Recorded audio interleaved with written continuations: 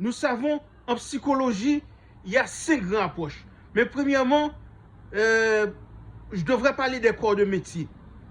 Nous savons que il y a 2 grands corps de métier dans la psychologie. Il y a les psychologues et les psychiatres. Les psychiatres, eux, ils peuvent prescrire des médicaments. Les psychologues, je pense qu'ils ne prescrivent pas des médicaments. Mais venons aux 5 approches en psychologie.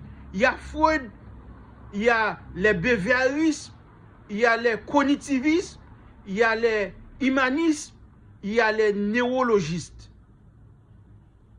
Donc, Freud, pour commencer, on parle de pulsions, nos comportements se rapprochent des pulsions sexuelles.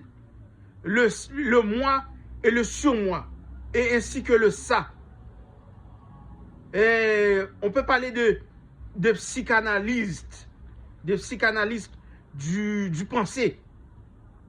Bon, si on parle de behaviorisme, eux, ils utilisent notre environnement, la famille, nos amis, pour procéder à une guérison. Et si on parle des humanistes, eux, bon, on peut parler des animaux.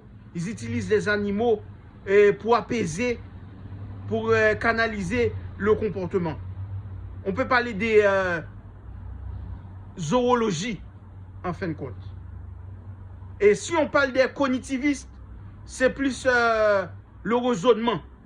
Est-ce qu'on raisonne bien les pensées qu'on fait?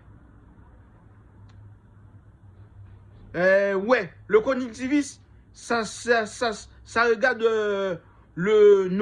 nos raisonnements, le raisonnement de la pensée. Est-ce que tout ce qu'on dit, ça a une certaine